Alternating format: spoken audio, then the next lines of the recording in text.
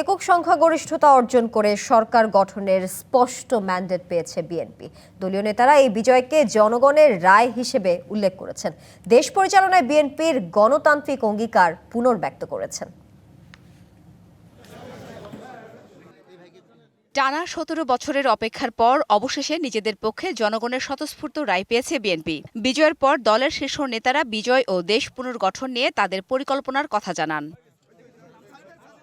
ফ্যাসিস্টদের হঠাতে যারা যুগপৎ আন্দোলন করেছে তাদের নিয়েই সরকার গঠন করবে বিএনপি। শুক্রবার সকালে ঠাকুরগাঁওয়ে নিজ বাসভবনে সাংবাদিকদের সাথে মতবিনিময় সভায় দলের মহাসচিব এই কথা জানান। বলেন, তার দল সবসময় প্রতিশ্রুতি অটুট রাখে। দীর্ঘ ১৫ বছর ফ্যাসিস্ট শাসনের ফলে যখনই গণতন্ত্র চাপা থাকে, তাকে যখন আটকে দেওয়া হয়, তার কণ্ঠরুদ্ধ করা হয়, তখন অন্য উগ্রবাদী শক্তিগুলো মাথা চারা দিয়ে উঠতে থাকে এবং সেটাই এই দেশে ঘটেছে। চট্টগ্রামে মেহেদীবাগে নিজ বাসায় নির্বাচনী জয়ের প্রতিক্রিয়ায় বিএনপির স্থায়ী কমিটির সদস্য আমির খসরু মাহমুদ চৌধুরী বলেন, জনগণের সক্রিয় অংশগ্রহণ ছাড়া প্রকৃত গণতন্ত্র সম্ভব নয়। সংসদ আছে, সংসদে আলাপ আলোচনা হবে, বিতর্ক হবে, পাশ হবে, সংসদের বাইরেও আলাপ হবে এবং জনগণের অংশগ্রহণ থাকতে হবে।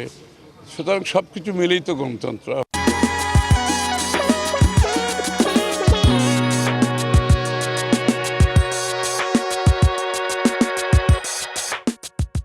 এদিকে নির্বাচনের পরের দিন সকালে রাজধানীর আগারগাঁওয়ে নির্বাচন ভবনে দলটির স্থায়ী কমিটির সদস্য নজরুল ইসলাম খান বলেন, গণতন্ত্রের পরীক্ষিত শক্তি তার দল।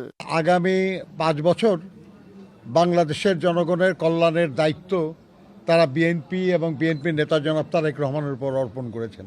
এই ব্যাপারে পরম করুণাময় আল্লাহ তাআলার কাছে কৃতজ্ঞতা এবং জনগণের প্রতি ধন্যবাদ জানাবেন আমাদের দলের চেয়ারম্যান জনাব তারেক রহমান। ভূমিধস বিজয়ের পর বিএনপির সরকার গঠন ও কারা নতুন মন্ত্রিসভা আলোকিত করবেন সেটা দেখার জন্য অধীর আগ্রহে অপেক্ষা করছে সারা দেশের মানুষ।